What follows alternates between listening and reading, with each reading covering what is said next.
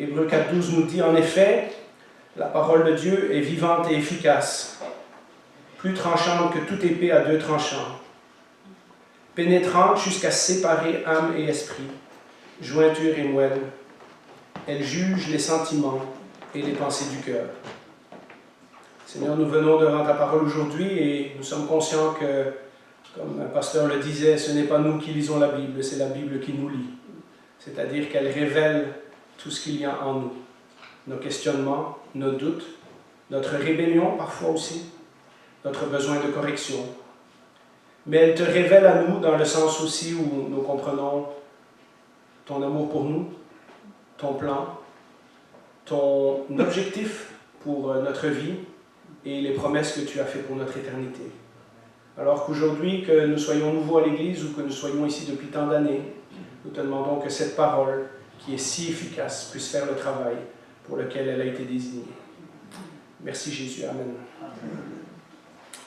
Alors aujourd'hui, on va parler de quelque chose qui n'est pas évident. Jésus qui dit à un de ses disciples, « Arrière de moi Satan ».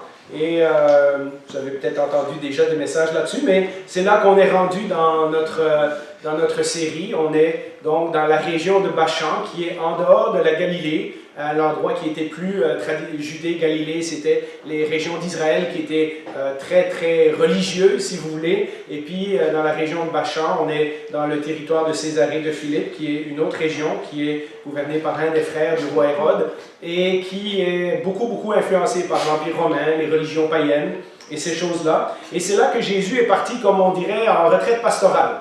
Il est parti pendant 3 mois avec ses disciples pour leur enseigner quelque chose de spécial. Parce qu'avant, jusqu'à maintenant, on avait vu les miracles de Jésus, on avait vu qu'il présentait qui il était. Mais à partir de là, il va révéler à ses disciples la mission, la raison pour laquelle il est venu. Et c'est à partir de maintenant que Jésus va commencer à annoncer à ses disciples que oui, il est le Messie, mais il doit aussi aller à Jérusalem pour souffrir, pour mourir et pour ressusciter.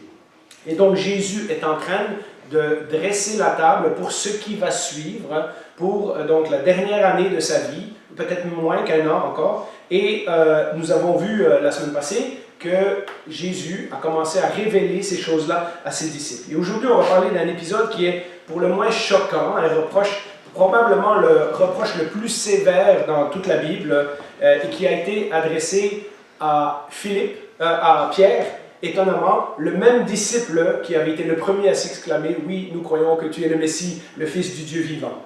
Et donc, on va relire à partir du verset 29 pour nous remettre dans le contexte. On est donc dans Marc chapitre 8, mais cette histoire se trouve également dans l'évangile de Matthieu et dans l'évangile de Luc. Il y a juste des détails dans l'évangile de Marc que je trouvais intéressants et que je voulais partager avec vous aujourd'hui. Alors, Jésus arrive dans cette région et à un moment donné, Luc nous dit que c'est après un temps de prière. Il se retourne vers ses disciples et il fait cette constatation. « Et d'après vous, qui suis-je » leur demanda-t-il. Et Pierre lui répondit, « Tu es le Messie. » Jésus leur recommanda sévèrement de n'en parler à personne. On a parlé de ça la semaine passée. Alors il commença à leur enseigner qu'il fallait que le Fils de l'homme, c'est-à-dire lui-même, souffre beaucoup, qu'il soit rejeté par les anciens, par les chefs des prêtres et par les spécialistes de la loi, qu'il soit mis à mort et qu'il ressuscite 3 jours après.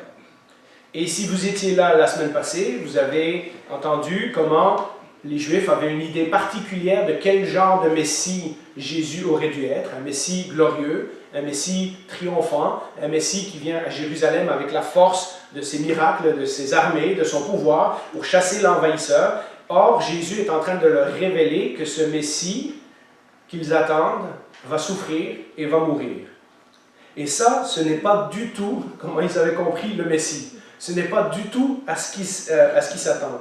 Les disciples sont de toute évidence pas prêts pour cet enseignement-là. Et on va voir que ça va leur prendre une bonne année avant d'arriver au résultat de conclure que finalement Jésus avait raison. Alors, c'est à ce moment-là que Pierre, le fameux Pierre, le même Pierre qui, oui, a marché sur les eaux, mais le même Pierre qui parfois met les pieds dans les plats ou, comme on dit, dans sa bouche. Non, ça c'est en anglais. Quand il met les pieds dans les plats, des fois il parle plus vite qu'il pense. Et ce fameux Pierre, c'est là qu'il va prendre Jésus à part et va dire, viens Jésus, il faut que je te parle. Et alors nous lisons ça, donc le reproche de Pierre, dans le verset 32, tout de suite après ce passage-là.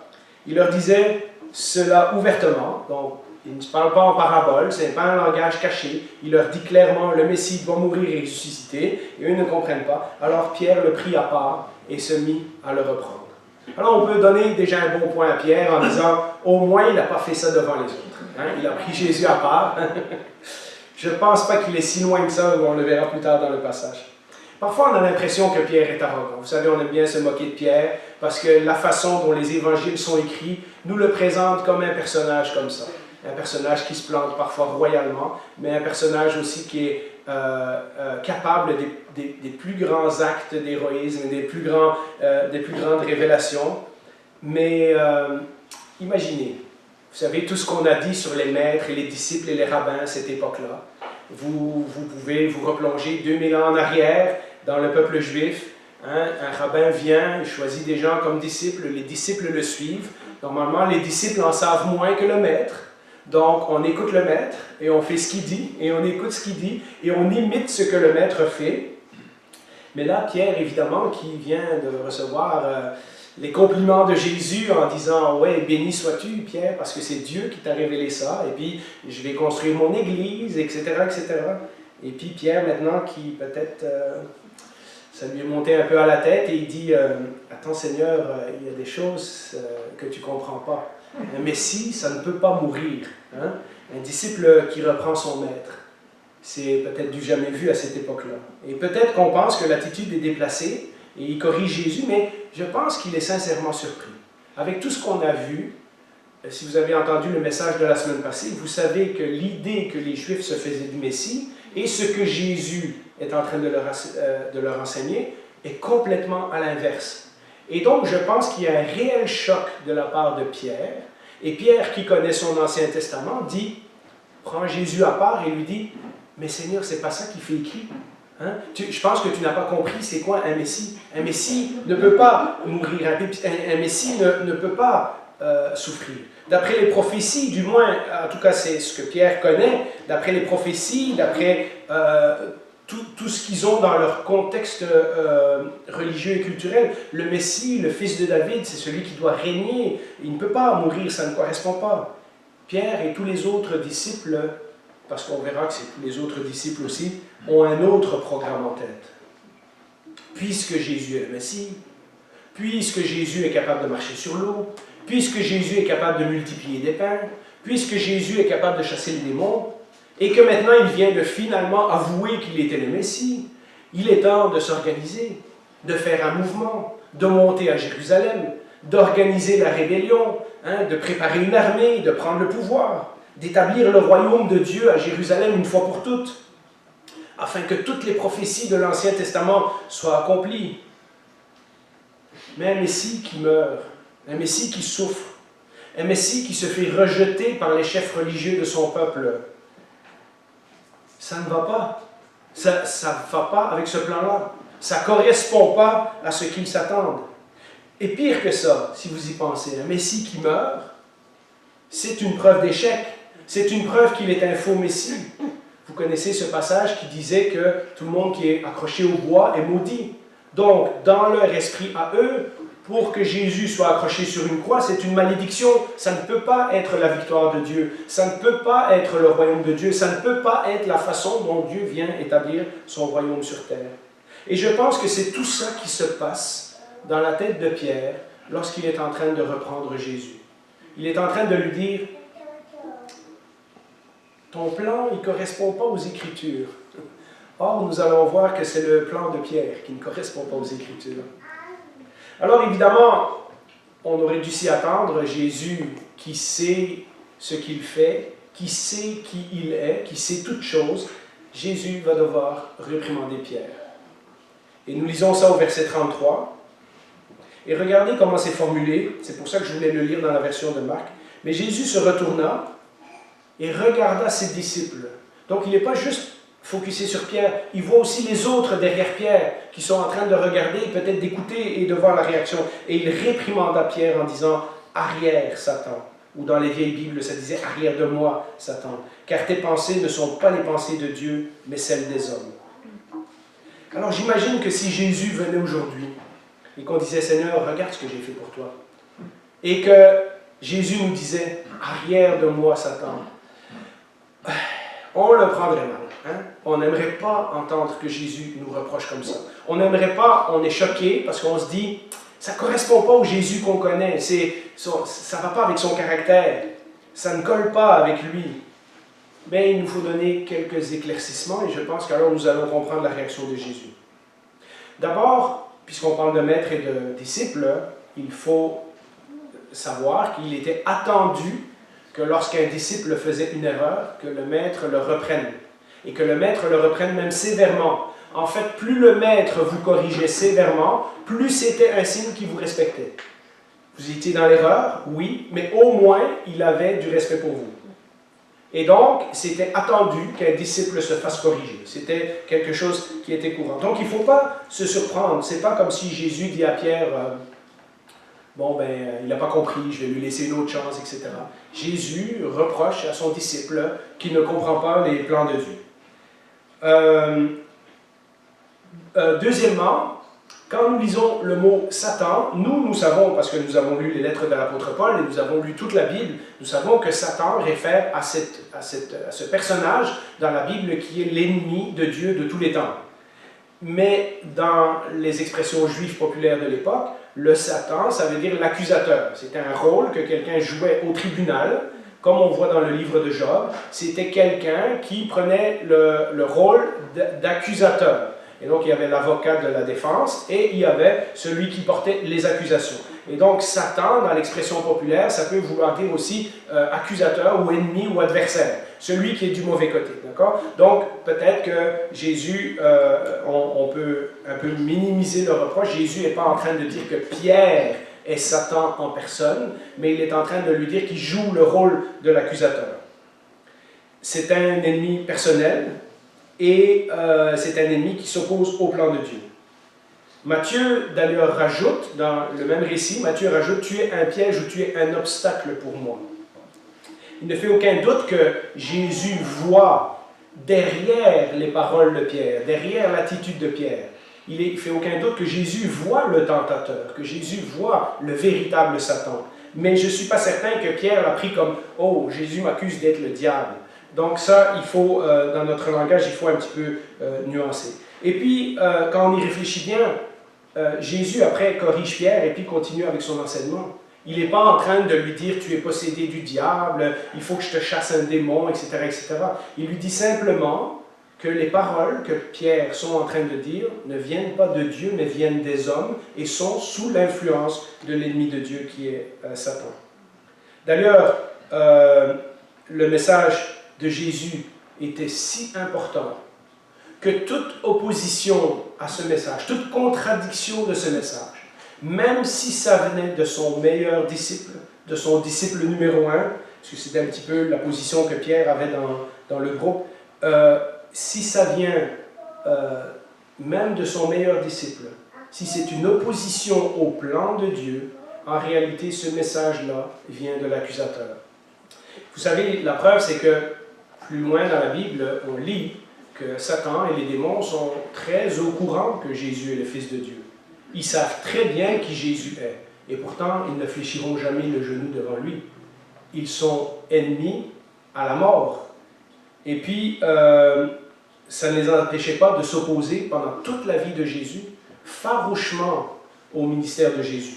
On se demande parfois pourquoi, au temps de Jésus, il y a tellement de démons et tout, alors qu'aujourd'hui, on n'en voit plus. Bien, pensez-y, c'est le moment où le Fils de Dieu prend un corps humain.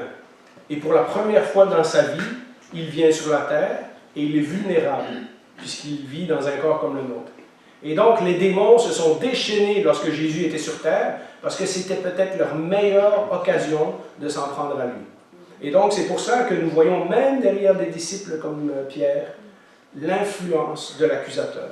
Ils ont essayé de tout faire pour contrecarrer les plans de Dieu. À un moment donné, ils ont essayé de tuer Jésus. À sa naissance, lorsque les pharisiens ont comploté contre lui, lorsque Hérode a peur que ce soit Jean-Baptiste qui est revenu des morts, et les gens envoient dire à quelqu'un, à Jésus, Hérode te cherche pour te faire mourir. Mais à d'autres moments, le diable a essayé aussi d'autres tentations. Mais si tu te prosternes devant moi, je vais te donner tous les royaumes. Hein? Si tu fais ça, tout va aller bien. Et vous voyez, le diable est toujours en train de contrecarrer les plans de Jésus. Donc, d'une façon ou d'une autre, tout ce que le diable fait est l'opposition à Dieu. Quand le Seigneur nous corrige, même si ce reproche n'est pas agréable à entendre, il faut nous remettre dans le contexte du texte. Jésus regarde les autres disciples et a peur que l'attitude de Pierre contamine aussi les autres disciples. Peut-être qu'eux aussi, en fait, certainement, on le verra dans d'autres passages plus tard, eux aussi ils pensent la même chose. Eux aussi ils pensent la même chose que Pierre.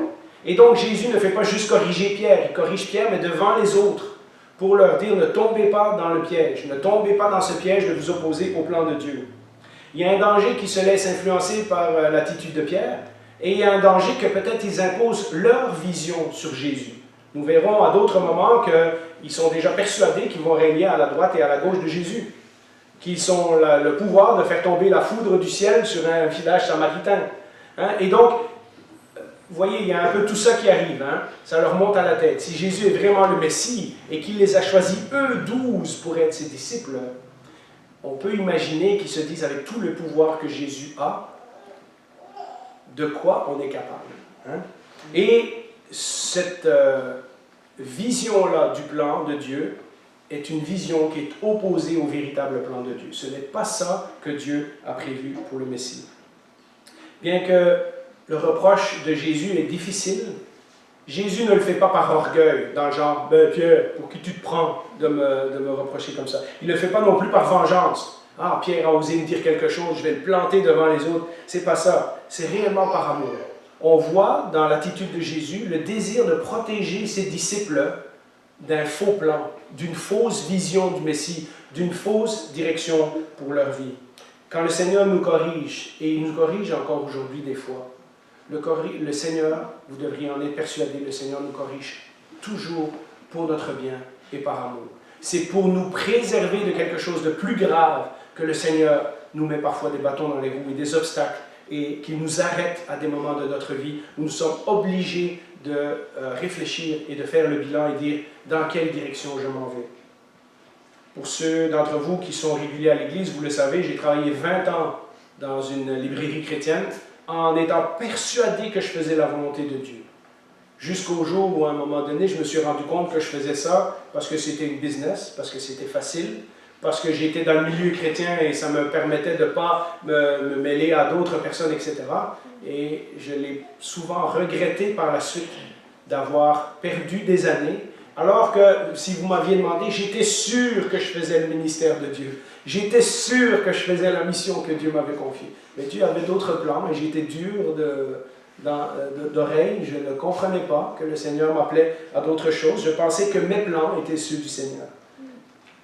Rappelons-nous aussi que tout cet épisode se passe dans la région de Bachan. J'en ai parlé dans les derniers messages. C'est la région très païenne, c'est la région où il y a les portes de l'enfer, et puis où il y a les temples aux dieux romains, et toutes ces affaires-là.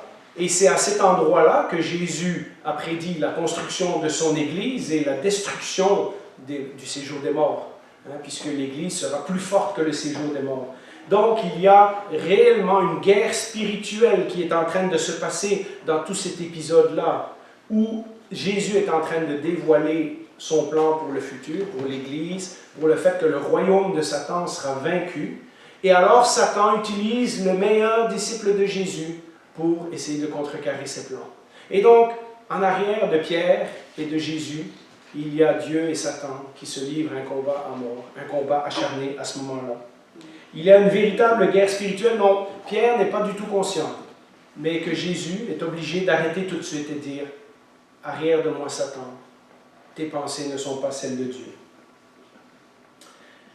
Nous avons dit la semaine passée que le plan de Dieu, c'était que le Messie souffrirait, un Messie souffrant. Un auteur a dit « Un roi qui meurt, ce n'est pas ce qu'il voulait, et pourtant c'est ce dont ils avaient désespérément besoin. » Un roi souffrant Un roi qui meurt, ce n'est pas du tout ce qu'ils voulaient, et pourtant, c'est ce qu'ils avaient désespérément besoin. Cette tentation va revenir encore une fois à Jérusalem, un an après à peu près. Vous vous rappelez ce moment où Jésus est sur la croix et où on entend la voix du diable de nouveau? Matthieu 27, versets 42 et 43. Les gens, le passage est plus long que ça, j'ai juste pris un petit bout. Les gens qui sont autour de la croix commencent à se moquer de Jésus. Ce gars qui se prétendait le roi des Juifs et qui est maintenant cloué sur une croix romaine. Et qu'est-ce qu'ils lui disent? Il en a sauvé d'autres et il ne peut pas se sauver lui-même. S'il est roi d'Israël, s'il est le Messie, comme c'est annoncé dans l'Ancien Testament, qu'il descende de la croix et nous croirons en lui. Il s'est confié en Dieu, que Dieu le délivre maintenant, s'il l'aime. En effet, il a dit « Je suis le Fils de Dieu ». Et vous voyez comment, au travers de la bouche de ces gens-là, les pharisiens, le peuple, etc., comment l'accusation que Pierre a fait, « Non, non, Seigneur, tu ne peux pas mourir ». Et ce n'est pas la première fois que Pierre va dire ça à Jésus. Ce n'est pas la seule fois qu'il va le dire. Vous voyez comment cette tentation revient encore. Jésus, tu n'es pas obligé de passer par là. Et il y a une autre façon de montrer que tu es le Messie. Tu pourrais sortir de la croix maintenant et tout le monde croirait en toi. Tout le monde se mettrait à genoux devant toi. Tout le monde saurait que tu es le roi des rois. Pourtant, on a vu la semaine passée qu'il n'y a pas d'autre façon d'être sauvé de nos péchés que quelqu'un de parfait et d'innocent qui meurt pour nos péchés à notre place. La mission de Jésus a été clairement accomplie dans le rôle du serviteur souffrant et non pas dans celle du Messie triomphant. J'imagine que sur le coup, la réprimande de Jésus n'a pas beaucoup de sens pour Pierre et pour les disciples. Eux, ils sont certains, de leur lecture de l'Ancien Testament, qu'ils ont compris qui le Messie devait être et ce qu'il devait faire. Et donc, Jésus leur dit, vous ne comprenez pas, vos pensées sont opposées à celles de Dieu. C'est un choc. Vraiment, ils ne comprennent pas. On va le voir, ça va leur prendre longtemps encore avant qu'ils comprennent. On le voit dans les prochains chapitres. Les disciples ont beaucoup de mal à comprendre, alors que les évangélistes, Marc et Matthieu, nous disent qu'à 4 reprises, Jésus a annoncé clairement qu'il devait mourir et qu'il devait ressusciter. Jésus leur explique à un moment donné, et à des moments, ils n'osent pas lui poser des questions. À des moments, ça dit qu'ils étaient tout tristes. À un moment, ils disent, s'il va mourir, on va aller mourir à Jérusalem avec lui. Mais ils n'ont toujours pas compris que c'était la mission du Messie, que le seul moyen pour que l'humanité ait une chance de salut, une chance de réconciliation avec Dieu, ça soit que Jésus paye à notre place. Ils veulent savoir qui est le plus grand dans le royaume de Dieu. Ça, c'est dans tous les chapitres qui suivent. Et Jésus va leur dire, non, non, non, il faut que vous soyez le plus petit. Il prend un enfant et il leur dit, vous voyez cet enfant, si vous n'êtes pas comme lui, vous ne pouvez pas recevoir le royaume de Dieu. Ils veulent faire descendre le feu du ciel sur un village samaritain qui leur a dit, non, non, non, non, on ne rentrez pas ici. Et Jésus leur parle de pardonner sans limite. Tu pardonnes 7 fois? Non, 77 fois 7 fois. Puis après que tu as pardonné, tu continues encore à pardonner. Jacques et Jean veulent être assis à droite et à la gauche du trône de Jésus. Et Jésus leur enseigne que pour être le premier, il faut être le dernier. Il entre à Jérusalem, mais pas sur un cheval, sur un âne. Il chasse les vendeurs du temple, et puis il s'en va. Pierre sort son épée pour défendre Jésus, et Jésus lui dit, remets-la en place, et il guérit le serviteur Malchus. Rien de ce que Jésus va leur enseigner, rien de ce que Jésus va faire ne correspond à ce que les disciples s'attendent. Le Messie, le fils de David, le serviteur de Dieu, ce n'est pas du tout ce qu'ils avaient compris. Or, c'est ce que Jésus va leur révéler dans la prochaine année. Dans Marc 9, versets 30 et 32, nous lisons « Ils partirent de là et traversèrent la Galilée. Jésus ne voulait pas qu'on le sache, je vous l'ai dit, son ministère en Galilée est fini. Il s'en va maintenant vers Jérusalem. Car il enseignait à ses disciples et il leur disait « Le Fils de l'homme sera livré entre les mains des hommes. Ils le feront mourir et 3 jours après avoir été mis à mort, il ressuscitera. » Cependant, les disciples ne comprenaient pas cette parole et ils avaient peur de l'interroger. Donc, ils n'ont clairement pas compris, mais ils n'osent pas lui demander. Pierre était bien d'accord que Jésus soit le Messie. Pierre était bien d'accord avec un Messie triomphant, avec le fils de David, avec celui qui vient régner à Jérusalem. Mais il n'était pas du tout à l'aise de suivre un Messie crucifié. En d'autres mots, comme Satan, lors de la tentation de Jésus, dans Luc chapitre 4, Pierre voulait offrir à Jésus une couronne, mais sans passer par la croix. Il veut un Jésus qui cadre avec sa vision, avec sa compréhension de l'Écriture. Pour le moment, ils ne comprennent pas, mais éventuellement, ils vont comprendre. Ils vont comprendre qu'il n'y a pas d'autre possibilité. Ils vont comprendre que le plan de Dieu devait s'accomplir. Et ils vont devenir des témoins de Jésus et ils vont effectuer le plus grand bouleversement dans l'histoire de l'humanité qui a existé. Puisque 2000 ans après, nous nous basons encore sur le témoignage des apôtres et sur les livres qu'ils ont écrits pour affirmer notre foi en Jésus-Christ. En conclusion, la leçon, elle est très grande pour nous aujourd'hui. Et je sais que quand on entend un message comme ça, on a tout de suite en tête des gens et on dit « Ah, ça c'est un bon message pour eux. » Mais ce que je vous demande aujourd'hui, c'est réfléchir, peut-être de faire un bilan de votre vie, des activités que vous faites, des œuvres que vous faites, de toute l'énergie que vous dépensez en pensant que vous êtes en train de faire le plan de Dieu. Et peut-être de vous interroger, est-ce que le Seigneur me dirige ailleurs? Est-ce que le Seigneur a besoin de me corriger? Est-ce qu'il y a quelque chose que je ne fais pas correctement, mais je suis tellement persuadé que je ne veux pas le voir? Mes amis, si Pierre, le bras droit de Jésus, celui qui a été choisi pour être le leader des autres disciples, pense dans des termes tellement humains, puisque Jésus lui dit tes pensées ne sont pas celles de Dieu, c'est des pensées des hommes. Hein? C'est ce que Jésus lui reproche, c'est de penser comme un homme. Nous devrions autant plus nous méfier de nos propres attitudes et de nos propres motivations. Ce n'est pas mauvais de temps en temps de refaire le pouls de notre vie chrétienne et dire où je suis rendu. Est-ce que ce ministère ou ce projet dans lequel je me suis engagé, ça vient vraiment de Dieu ou mes motifs sont différents? Est-ce que je fais ça pour me montrer? Est-ce que je fais ça par orgueil? Est-ce que je fais ça, comme dans mon cas, quand j'étais à la librairie chrétienne, pour échapper à mes responsabilités en l'espace de quelques minutes? Et c'est là l'avertissement, parce que tout, c'est le message de la semaine passée, le message de la semaine d'avant, c'est tout la même journée. Hein, ça se passe tout à cet endroit qui s'appelle les portes du séjour des morts, hein, dans la région de Bachan. Dans l'espace de quelques minutes, si vous relisez le texte, Pierre a été inspiré par Dieu et en même temps, il a été influencé par Satan, quelques minutes après. Et ça, c'est un avertissement vraiment, vraiment important pour nous. Il est tellement facile, comme Jésus le dit dans ce texte, de voir les choses au travers de notre regard humain et d'oublier que les plans de Dieu nous dépassent. Et c'est difficile parce que lorsqu'on se met prêt devant Dieu à dire « Seigneur, voilà les plans que moi j'ai faits, mais si toi tu veux me guider autrement, fais-le », c'est difficile parce que ça nous rend vulnérables et ça nous rend dépendants. Et c'est peut-être ça que nous n'aimons pas. Pierre a l'air d'être le genre de gars qui est bien au contrôle de ses affaires. Et je suis persuadé que la dernière année des disciples a dû être très difficile.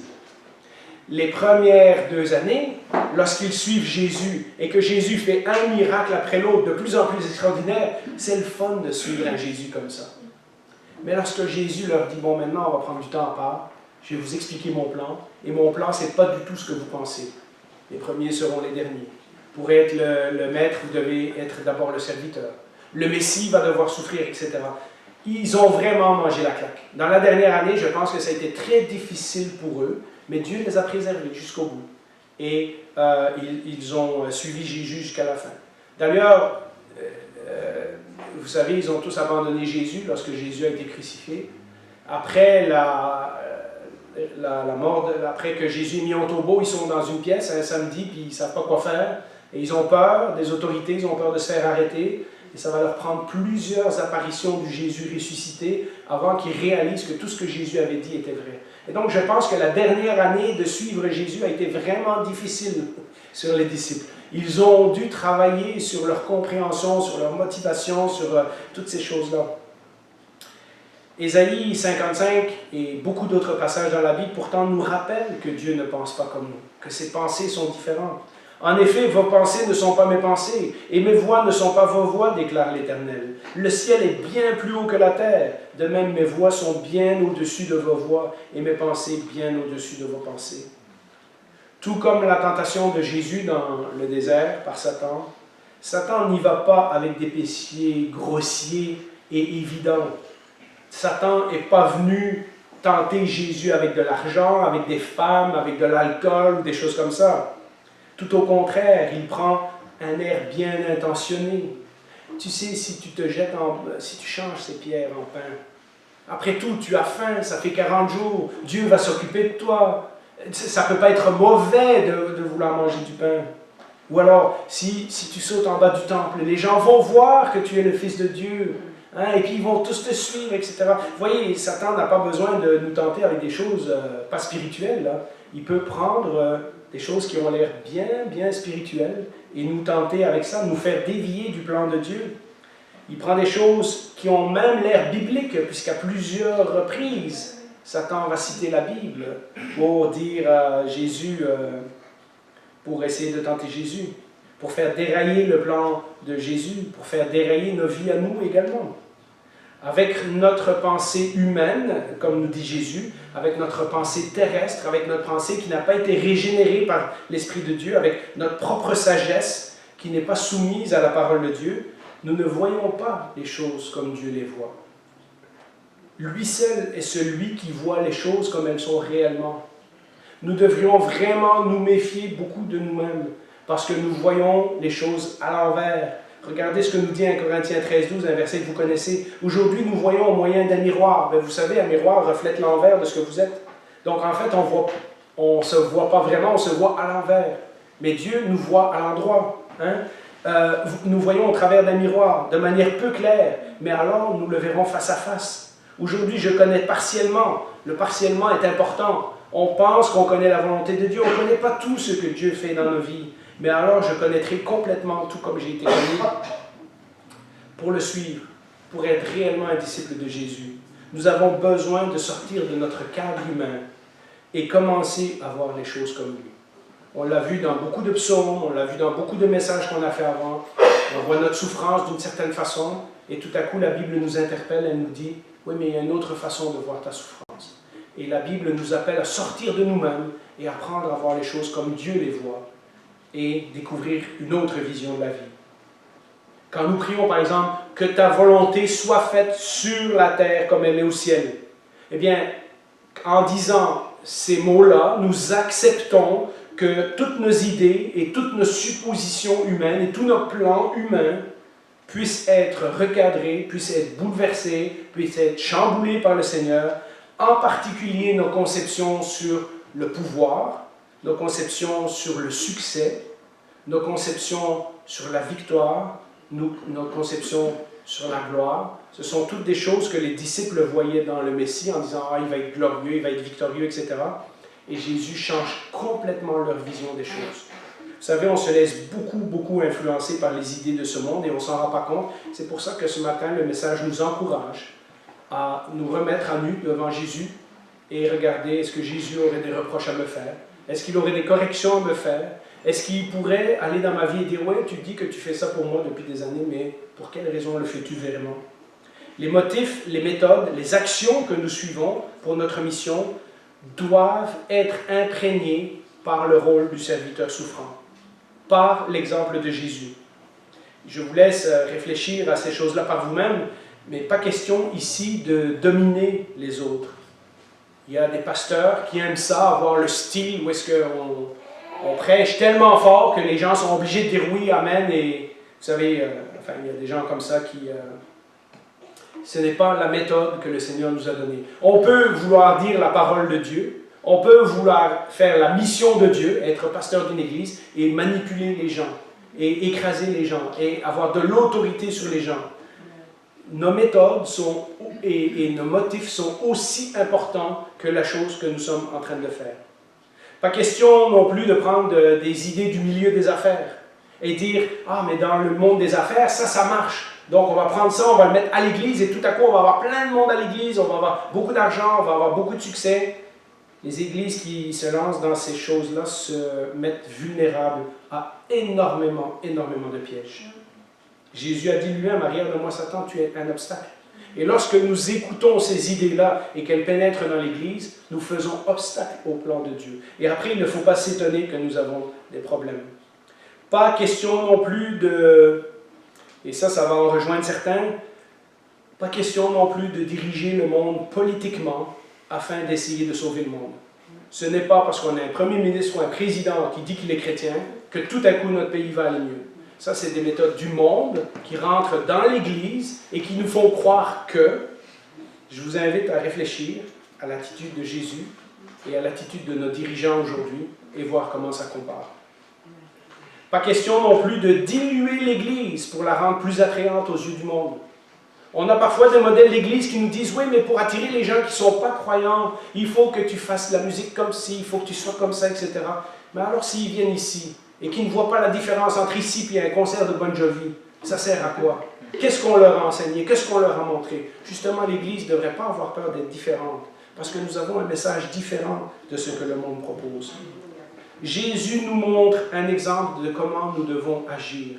Dans tout le reste des évangiles, il va montrer à ses disciples comment se comporter. Il va avoir moins de miracles, il va avoir moins de foule, il va avoir moins de choses. Mais Jésus va passer tout son temps à montrer à ses disciples c'est quoi un Messie souffrant. C'est quoi un roi qui peut servir les autres. C'est quoi un roi qui accepte de se mettre à genoux pour laver les pieds de ses disciples. C'est ça l'exemple que Jésus nous laisse.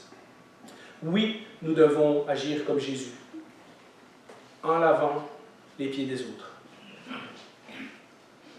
Oui, il est roi, mais avant d'être roi, il nous a montré à maintes reprises dans son évangile qu'il est aussi le serviteur, qui a souffert, qui est allé jusqu'à la croix pour notre salut éternel. Et ce qu'il recherche, ce sont des personnes qui vont l'imiter. Et ça, c'est ce que nous allons voir dans tous les prochains messages, d'ici jusqu'à la mort de Jésus. Je vous invite à prier.